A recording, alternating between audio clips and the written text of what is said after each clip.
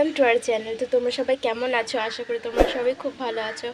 আমি ভালো আছি, কিন্তু খুব ভালো নেই, কারণ আমার কথার আওয়াজ শুনে হয়তো তোমরা বুঝতে পারছো। আর কেন ভালো নেই বলছি, যে এই জায়গাটা দেখে তো চিনতেই পারছো নিশ্চয়ই যে আমি কোথায় এসেছি। আবার আমি মামা বাড়িতেই এসেছি একটু দরকারে। এই যে আমার বাড়ির ওখানটায় দিদিন বাড়িতে আসার সময় অটো স্ট্যান্ডে দাঁড়িয়ে রয়েছে, আমার ভাই অটো আনতে গেছে।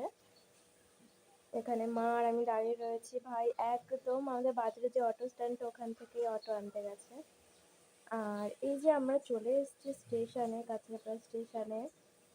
ভাই আবার টিকিট কাটতে গেছে। তো এবার ভাই টিকিট কেটে চলে আসলে পর আর কিছুক্ষণ বসে থাকতে হবে। তখনও আমি ঠিক ছিলাম, আমার ঠান্ডা ফান্ডা কিছুই লাগেনি। এই যে ভাই চলে এসছে।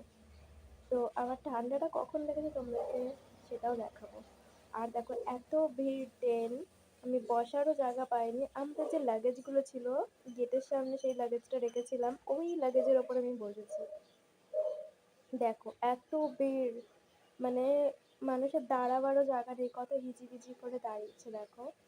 আর যারা বসেছে তারা তো উঠছেই না, তাদের স্টপেজ না আসলে পরে যারা দাঁড়িয়ে যাচ্ছে তারা দাঁড়িয়েই যাচ্ছে, এরকম একটা ব্যাপার।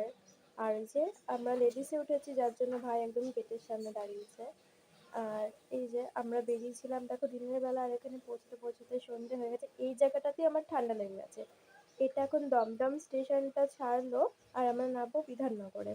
এই যে দমদম থেকে বিধাননগর যেতে যেইটুখানি সময় লাগে, এইটুখানি যে সময় আমি দাঁড়িয়েছি গেটের সামনে, তা আমি উল্টো দিকে দাঁড়িয়েছি, তাতেও ঠান্ডা লেগে গেছে। আর একটা জিনিস কি, আমি একটু যখন অটোতে এসেছিলাম তখন অটোর সামনের দিকে বসেছিলাম, মনে হয় ওটাতে আমার বেশি ঠান্ডা লেগে গেছে।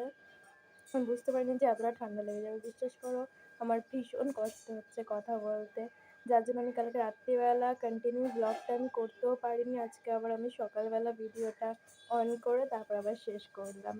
আর এই যে আমরা বিধাননগরে চলে এসেছি, বিধাননগর ফ্লাইওভার থেকে ভিডিওটা করেছি। আর আমি এখনো ফ্লাইওভারে দাঁড়িয়ে ভিডিওটা করছি। মা আর ভাই দেখো ওই যে লাগেজ নিয়ে যাচ্ছে। তো ওরা, ভাই তো আগে আগে লাগেজ নিয়ে চলে গেছে, মা আমার জন্য দাঁড়িয়ে ছিল কারণ আমি ভিডিওটা অন করছিলাম, যার জন্য, কারণ রাস্তা পারাপার হতে হবে, তো মা আমার জন্য দাঁড়িয়ে ছিল। তো এই যে আমরা দিদুনের বাড়ি চলে এসেছি। তো এখনো পর্যন্ত চেঞ্জ করিনি। আমার এখন একটু একটু মাথাটা যন্ত্রণা শুরু করছিল, তো ভাবতে বুঝতে পারিনি যে এতটা ঠান্ডা লেগে যাবে। তো চলো চেঞ্জ করে এই যে আমি চলে এসেছি। এখনো খাওয়া দাওয়া হয়নি, আমি খাওয়া দাওয়া করেই ঘুমিয়ে পড়ি। আর জানি আমার কথা ক্লিয়ার তোমরা শুনতে পাচ্ছ না, ব্যাকগ্রাউন্ডে অনেক সাউন্ড আসছিল। তো কিছু করার নেই, তোমরা জানো কলকাতা সাইডে কিরকম গ্যাঞ্জাম হয়, তো সেই কারণেই। 12 sleepless hours later. এখানে থাকবো বেশ কদিন, এবার কোথায় একটুখানি বেরোনো হবে। পুজোর সময় যখন এসেছিলাম তখন একদমই বেরোনো হয়নি, তো এবার একটুখানি বেরোনো হবে, কারণ আমার বোন বান্ধবী ওরা সবাই ব্যস্ত ছিল। আর বান্ধবীর সাথে বেরোনো হবে না, বোনের সাথেই বেরোনোর কথা আছে। তো যাই হোক, যেখানে যেখানে বেরোবো তোমাদেরকে তো সেই ভিডিওগুলো তো দেখাবোই। আর জানো আমার এখানে আসার সময় ঠান্ডা লেগে গেছে, যার জন্য নাক বন্ধ হয়ে গেছে, আমি ঠিকঠাক করে কথা বলতে পারছি না। কালকে এসে আমি আর ব্লগটা কন্টিনিউ করতে পারিনি, মাথা যন্ত্রণা করছিল, আমার খুব কষ্ট হচ্ছিল। কালকে আমি সেরকম বেশিক্ষণ জাগতে পারিনি, আমি খেয়েই ঘুমিয়ে পড়েছি। আমি খেয়ে কখনো ঘুমিয়ে পড়ি না, তো খেয়েই ঘুমিয়ে পড়েছি কালকে ওই 11টার মধ্যে।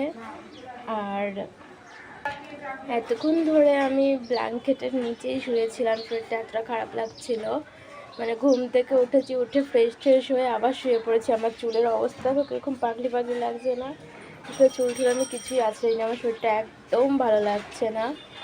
আমি এনার্জি পাচ্ছি না, জোর পাচ্ছি না যে চুলটা আঁচড়াবো বা কিছু একটু করবো, একদম ভালো লাগছে না। তো ভাবলাম যে না, ব্লগটা যখন শুরু করেছি তো শেষ তো করতে হবে, কন্টিনিউ একটু করি। ভাইকে ওষুধ আনতে পাঠিয়েছি প্যারাসিটামল, ওটা খাবো।